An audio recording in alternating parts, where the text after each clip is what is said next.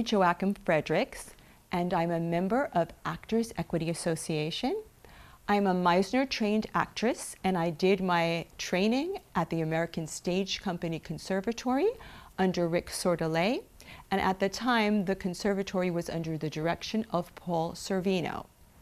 My acting coach and Shakespeare coach for this scene has been Rachel Swartz. In this scene, from Act 1, Scene 5 of Macbeth, I am Lady Macbeth, and she reads a letter from her husband saying that witches have predicted that he is going to be king. Then a messenger comes and tells her that the king is coming to her house.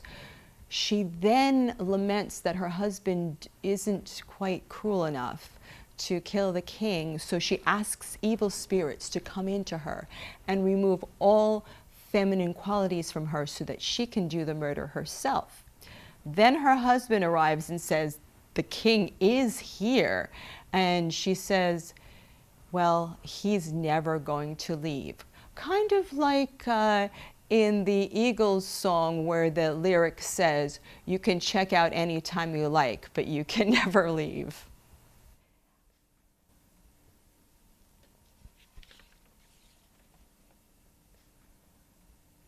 They met me in the day of success, and I have learned by the perfectest report they have more in them than mortal knowledge.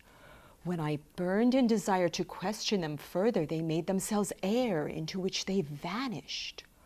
Whilst I stood wrapped in the wonder of it, came missives from the king, who all hailed me Thane of Cawdor, by which title before these weird sisters saluted me and referred me to the coming on of time with, Hail King, that shalt be. This I have thought good to deliver thee, my dearest partner of greatness, that thou mightst not lose the dues of rejoicing by being ignorant of what greatness is promised thee. Lay it to thy heart, and farewell.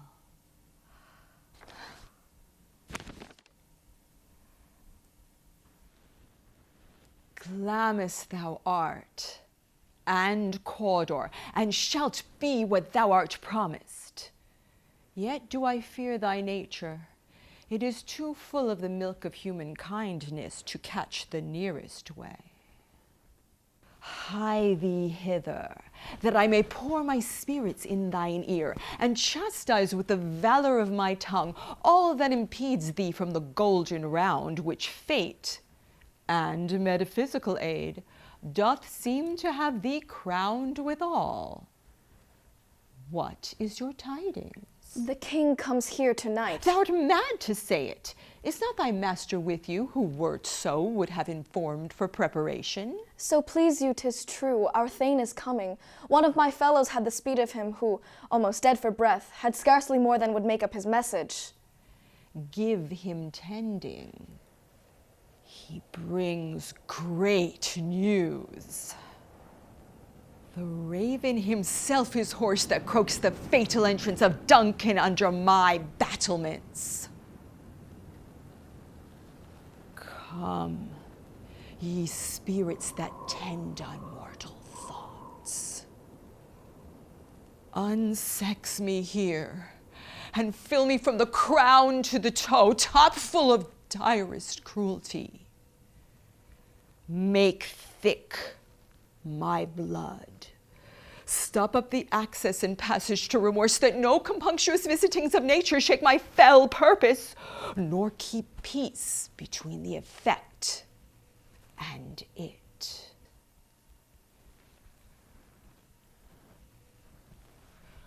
Come to my woman's breasts, and take my milk for gall, you murdering ministers, wherever in your sightless substances you wait on nature's mischief. Come, thick night, and pall thee in the dunnest smoke of hell, that my keen knife sees not the wound it makes, nor heaven peep through the blanket of the dark to cry, hold! Hold!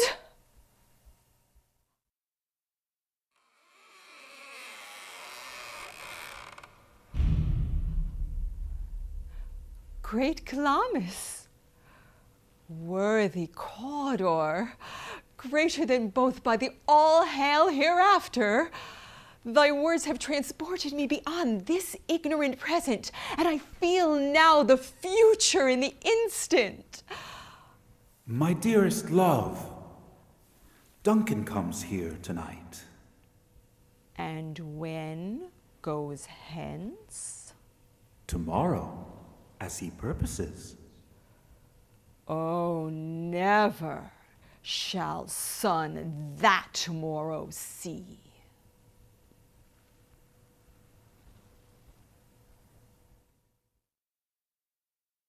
I'm here with Joyce, Zheng, and I've had the privilege to know this young lady for quite a long time because she has studied singing with me.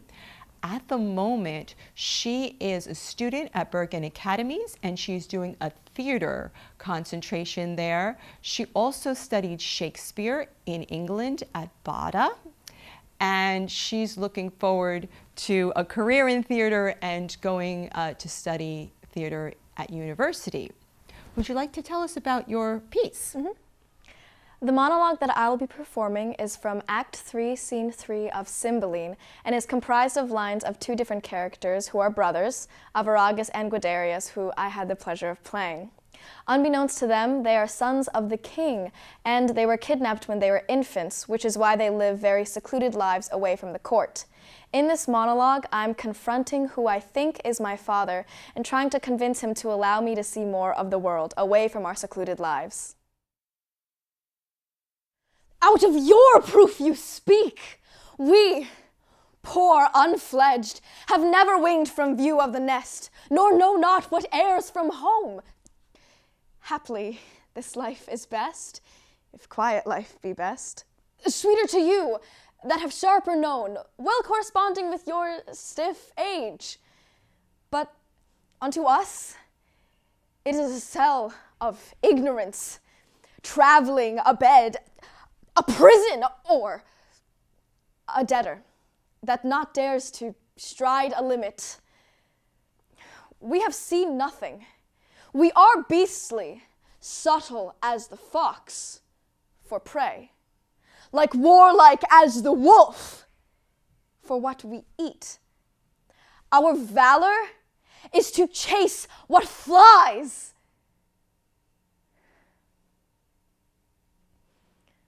Our cage we make a choir, as doth the prisoned bird, and sing our bondage freely.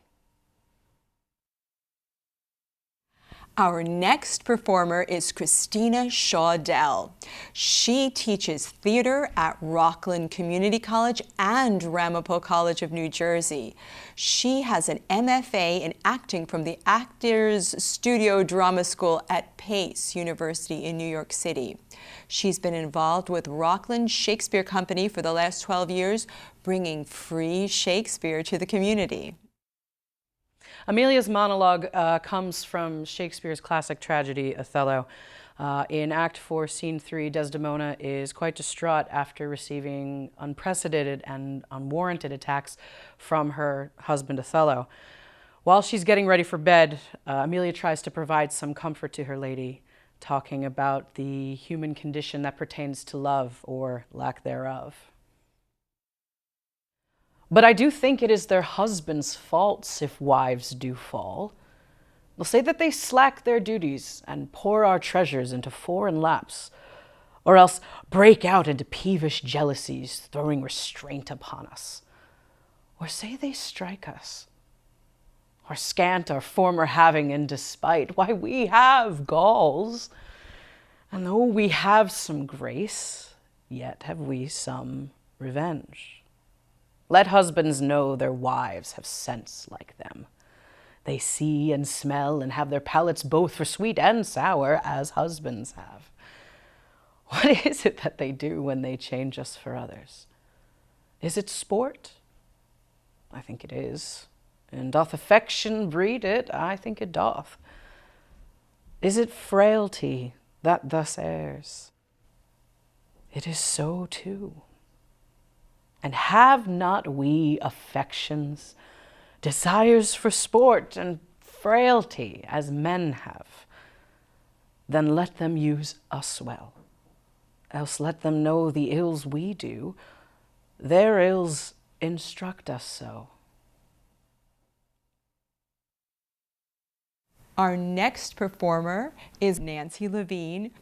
She trained in acting at the Mason Gross School of the Arts. She's a professional actress that appears regularly in the New York area, and she also does stand-up comedy. I had the pleasure of seeing her at Caroline's recently. So do enjoy her work. In this scene from Romeo and Juliet, Act 1, Scene 2, the nurse is reminiscing about all of the great times that she had with Juliet over the years and how she'd really love to see her get married because, after all, she's almost 14. Faith, I can tell her age in 2 hours. I'll lay 14 of my teeth. And yet I have but 4.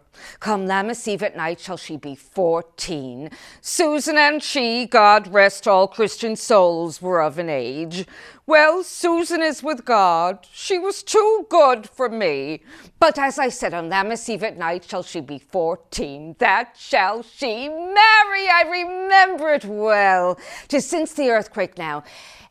11 years, and she was weaned. I never shall forget it of all the days of the year upon that day. For I had then laid wormwood to my dog, sitting in the sun under the dove house, my lord, and you were then at Mantua. Nay, I do bear a brain. But as I said, when it did taste the wormwood on the nipple of my dug and felt it bitter, pretty fool to see it tetchy and fall out with the dug. Shake, quoth the dove house. 'Twas no need, I trow, to bid me trudge. And since that time it is 11 years. For then she could stand alone. Nay, by the rood, she could have run and waddled all about, for even the day before she broke her brow. And then my husband, ha! God be with his soul, it was a merry man, took up the child. Yea, quoth he, dost thou fall upon thy face? Thou wilt fall backward when thou hast more wit, wilt thou not, Jewel? And by my holy dam, the pretty wretch left crying and said, I warrant and I shall live 1,000 years. I never shall forget it. Wilt thou not, Jewel? Quoth he, and pretty fool it stinted and said, I.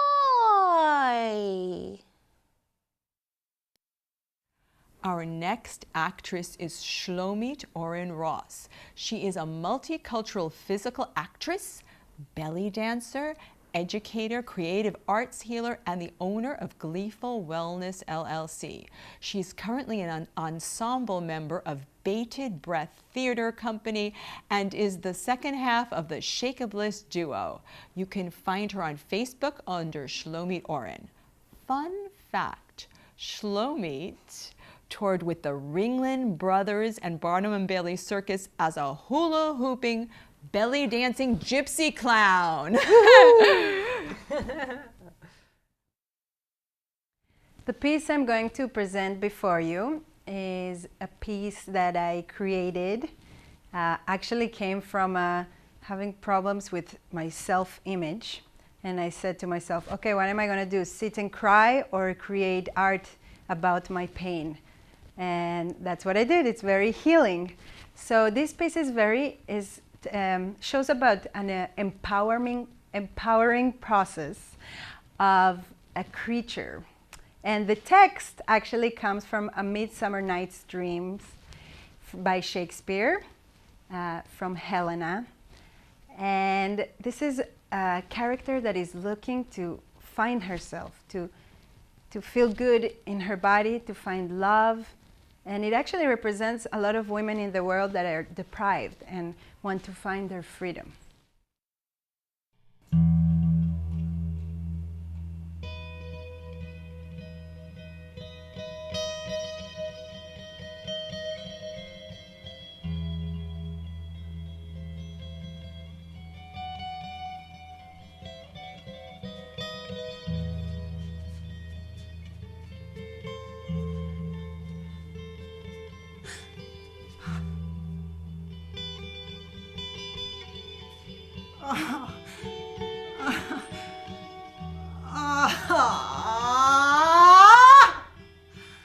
I'm out of breath in this fun chase.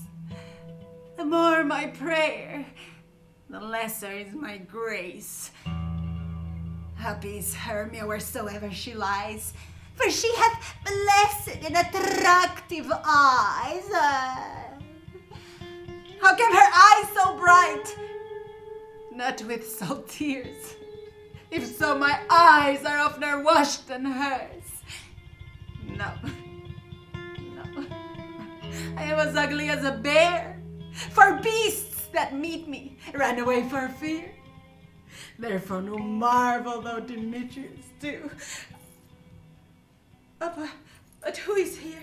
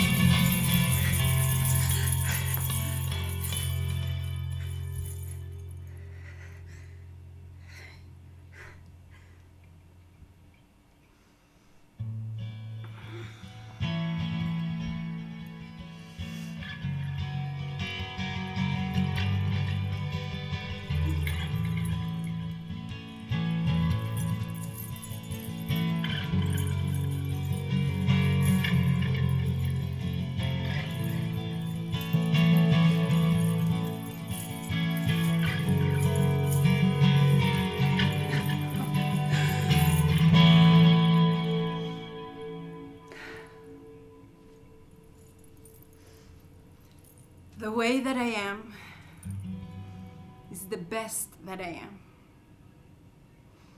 I accept myself. I embrace myself.